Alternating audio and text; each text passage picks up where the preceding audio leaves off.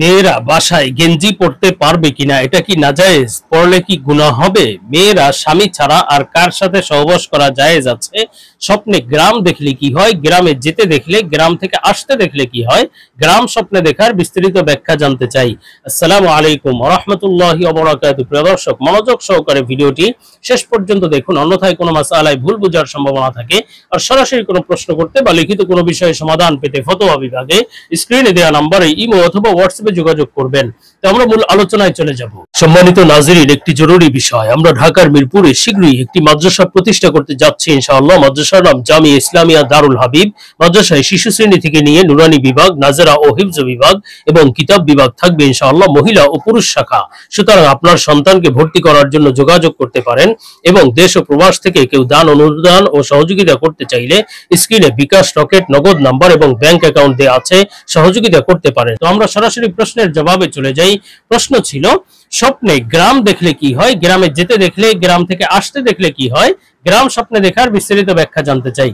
দেখুন, স্বপ্ন অত্যন্ত গুরুত্বপূর্ণ একটি বিষয়। আল্লাহ তাআলার পক্ষ থেকে বান্দাদের জন্য হাদিয়া স্বরূপ আল্লাহ তাআলা স্বপ্নের মাধ্যমে বান্দাকে বিভিন্ন সময় বিভিন্ন বার্তা দিয়ে থাকেন, হয়তো সুসংবাদের বার্তা অথবা কোনো সতর্ক বার্তা। আল্লাহ তাআলা যে স্বপ্নগুলো দেখান সেগুলো কিন্তু অবশ্যই সত্য ও সহি স্বপ্ন এবং তার সত্য ও সহি ব্যাখ্যাও রয়েছে। তো প্রশ্নের ভিত্তিতে আজকে স্বপ্নে গ্রাম দেখার ব্যাখ্যা সম্পর্কে আলোচনা করব। নির্ভরযোগ্য স্বপ্নের ব্যাখ্যার কিতাব আল্লামা ইমাম মুহাম্মদ ইবনে সিরিন রহমাতুল্লাহ আলাইহির তাবিরুর রুইয়া কিতাব থেকে। তো হযরত ইবনে সিরিন রহমাতুল্লাহ আলাইহি বলেন, স্বপ্নে যদি কোনো ব্যক্তি গ্রাম দেখে, বিশেষভাবে নিজের গ্রাম দেখে, নিজের গ্রামে অপরিচিত কোনো জায়গা দেখে, নিজের গ্রামে আছে কিন্তু যেই গ্রামটি, যেই জায়গাটি স্বপ্নে দেখেছে সেটা সে চিনে না, এমন স্বপ্ন দেখলে বুঝতে হবে এটি তার জন্য কল্যাণ এবং বরকত লাভের আলামত। জীবনে কল্যাণ আসবে, বারাকা লাভ করবে ইনশাআল্লাহ। আর স্বপ্নে যদি কেউ পরিচিত জায়গা দেখে, নিজের গ্রাম কিন্তু পরিচিত জায়গা, যেই জায়গা সে চিনে, এই ধরনের স্বপ্ন দেখলে বুঝতে হবে খারাপ লক্ষণ, কোনো কিছু খারাপ কিছু ঘটতে চলেছে, এটি সতর্কবার্তার বিষয়। আর স্বপ্নে যদি কেউ গ্রাম থেকে শহরে যেতে দেখে, গ্রাম ছেড়ে শহরে যাচ্ছে, এই ধরনের স্বপ্ন দেখলে তাহলে বুঝতে হবে ইনশাআল্লাহ সে ফিতনা ফাসাদ থেকে হেফাজত থাকবে, আযাব গজব থেকে বিরত থাকবে এবং আল্লাহ তাআলা তার সব বিপদ আপদ দূর করে দেবেন, বিপদ আপদ আসবে না ইনশাআল্লাহ। এবং তার যেই কাজ বন্ধ হয়ে আছে সেই কাজ সমাপ্ত হয়ে যাবে ইনশাআল্লাহ। আর স্বপ্নে যদি কেউ এর বিপরীত দেখে, যে শহর থেকে গ্রামে যাচ্ছে, এটি অবশ্য ফিতনা ফাসাদে জড়িত হওয়ার আলামত, বিপদ আপদে জড়িত হওয়ার আলামত, সামনে কোনো বিপদ আপদ আসতে চলেছে, এটি সতর্কবার্তার বিষয়। আর স্বপ্নে যদি কোনো ব্যক্তি দেখে যে নিজের গ্রামে তার জায়গা জমি আছে, তার গাছপালা, ফলমূল, শস্য, এই সমস্ত স্বপ্নে দেখা, এটি তার জন্য অবশ্যই সৌভাগ্যের বিষয়, জীবনে কল্যাণ আসবে, বরকত আসবে। আর যদি স্বপ্নে কেউ গ্রাম ভেঙে যেতে দেখে, গ্রাম বরবাদ হয়ে যাচ্ছে, গ্রামে তুফান এসেছে অথবা গ্রামে যুদ্ধ বিগ্রহ চলছে, মারামারি চলছে, এই ধরনের স্বপ্ন দেখলে এটি বড়ই সতর্কবার্তার বিষয় যে তার জীবন থেকে সব ধরনের শান্তি, সুখ শান্তি দূর হয়ে যেতে পারে, অশান্তি, দুঃখ কষ্ট আসতে পারে, সতর্কবার্তার বিষয়। আল্লাহ তাআলা আমাদেরকে হেফাজত করেন। এই স্বপ্নগুলো, খারাপ স্বপ্নগুলো দেখলে অবশ্যই আল্লাহ তাআলার কাছে দোয়া করা চাই, আল্লাহ তাআলা আমাদেরকে হেফাজত করেন। তো আমরা পরবর্তী প্রশ্নের জবাবে চলে যাব। প্রশ্ন ছিল, মেয়েরা স্বামী ছাড়া আর কার সাথে সহবাস করা জায়েজ? দেখুন, বড়ই আফসোসের বিষয়, মুসলমান ভাই বোনদের এই ধরনের প্রশ্ন মাথায় আসে। আসলে আল্লাহ তাআলা মানুষকে সৃষ্টি করেছেন, মানুষকে সৃষ্টি করে তাদের বিভিন্ন প্রয়োজন দিয়েছেন, প্রয়োজন পূর্ণ করার বিভিন্ন মাধ্যম দিয়েছেন। দুটি মাধ্যম দিয়েছেন, একটি হলো বৈধ মাধ্যম আর একটি হলো অবৈধ। যেমন মানুষের টাকার প্রয়োজন, এটা আল্লাহ তাআলাই দিয়েছেন এবং সেই প্রয়োজনটা পূর্ণ করার জন্য বৈধ মাধ্যম আছে, টাকা পয়সা ব্যবসা বাণিজ্য করে, হালাল ভাবে টাকা পয়সা অর্জন করে নিজের প্রয়োজন পূর্ণ করা। একটু হারাম ভাবে টাকা পয়সা উপার্জন করা, এটিও একটা পদ্ধতি। চুরি করে, ডাকাতি করে, পকেটমারি করে, এই সমস্ত হারাম পদ্ধতিতে নিজের টাকার চাহিদা পূর্ণ করা। তেমনি ভাবে মানুষকে আল্লাহ তাআলা জৈবিক চাহিদা দিয়েছেন, শারীরিক চাহিদা দিয়েছেন এবং সেই চাহিদা পূর্ণ করার দুটি মাধ্যম, একটি হলো বৈধ আর একটি হলো অবৈধ।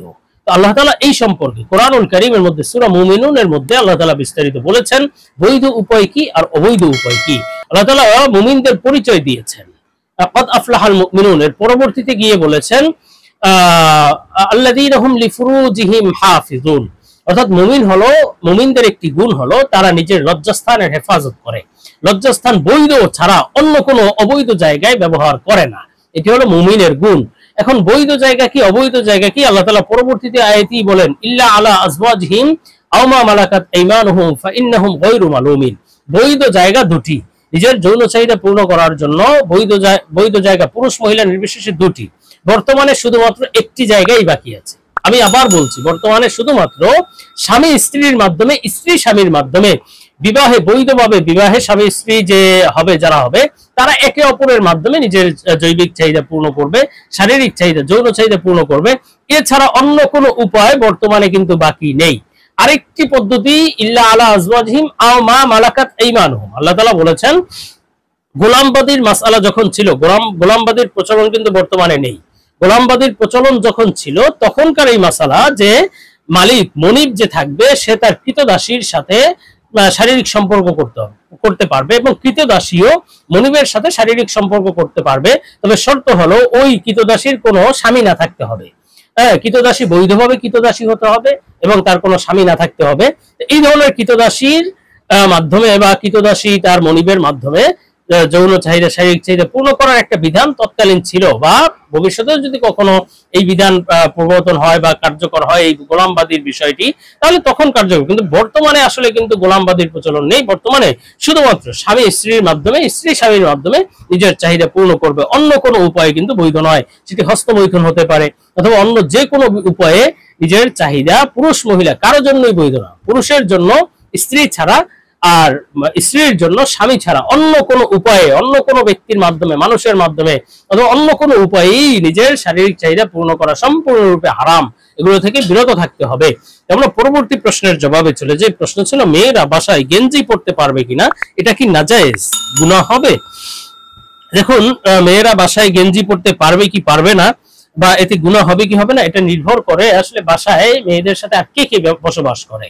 যদি এমন হয় যে বাসায় হয়তো গাইরে মাহরাম কেউ থাকে, অপরিচিত কোনো ব্যক্তি আছে বাসায়, অথবা চাচাতো ভাই, মামাতো ভাই, খালাতো ভাই, ফুফা, মোট কথা যাদের সাথে দেখা সাক্ষাৎ বৈধ নয়, দেখা সাক্ষাৎ করা হারাম, আত্মীয় কিন্তু দেখা সাক্ষাৎ করা বৈধ না, এরা বাসায় থাকলেও আপনার এই মেয়েদের জন্য এদের সামনে শুধু গেঞ্জি তো দূরের কথা, পরিপূর্ণ পর্দার সাথে থাকতে হবে। পরিপূর্ণ পর্দা, সর্বশরীর ঢেকে তারপরে তাদের সাথে, তাদের সামনে যদি যাওয়ার বিশেষ প্রয়োজন হয় তাহলে এভাবেই যেতে হবে। তাদের নজরে না পড়া থেকেই দূরে থাকতে হবে, পরিপূর্ণ আড়ালে থাকতে হবে। যদি যেতেই হয় তাহলে পরিপূর্ণ পর্দা, গেঞ্জি তো দূরের কথা, পরিপূর্ণ পর্দার সাথে থাকতে হবে। আর যদি বাসায় এই সমস্ত গায়রে মাহরাম কেউ না থাকে, মাহরামরা আছে, মনে করেন পুরুষ মানুষ আছে কিন্তু ভাই, বাবা, চাচা, মামা, যাদের সাথে দাদা, যাদের সাথে দেখা সাক্ষাৎ বৈধ, এই সমস্ত ব্যক্তি থাকলে গেঞ্জি পরতে পারেন, কিন্তু গেঞ্জি শুধু গেঞ্জি পরে থাকা যাবে না, বরং গেঞ্জির সাথে ওড়না, শালীন ভাবে থাকতে হবে। হিজাব বা ওড়না এগুলো পরে শালীন ভাবে থাকতে পারবেন, কিন্তু একেবারে গেঞ্জি, শুধু গেঞ্জি পরে অথবা টাইট ফিটিং গেঞ্জি পরে থাকা, এটাও কিন্তু দৃষ্টিকটু। বাবা, ভাই, এদের সাথেও, এদের সামনেও শালীন ভাবে থাকা চাই। আর বাসায় যদি কোনো পুরুষ মানুষই না থাকে, শুধু মেয়েরা আছে অথবা শুধু একাই বসবাস করে, তাহলে কখনো কখনো বিশেষ প্রয়োজনে গেঞ্জি ব্যবহার করা যেতে পারে। তাও শালীনতার সাথে, মহিলাদের সামনেও যেন সতর না খুলে, মহিলাদের সামনেও যেন সতর ঢেকে রাখা হয়, এভাবেই থাকা চাই। একেবারে অশালীন ভাবে মহিলাদের সামনেও থাকা উচিত না, একাকী থাকলেও একেবারে উলঙ্গপনার সাথে অশালীন ভাবে থাকা উচিত না। শালীনতার সাথে বিশেষ প্রয়োজনে গেঞ্জি পরতে পারবেন, তবে যেন সেটা অশালীনের কোনো কারণ না হয়। একেবারে ওড়না ছাড়া শুধু গেঞ্জি পরে থাকা, এটা আসলে অশালীনতার অন্তর্ভুক্ত। একটু সাবধানে থাকা চাই, শালীনতার সাথে থাকা চাই, কেননা লজ্জা কিন্তু ঈমানের অঙ্গ।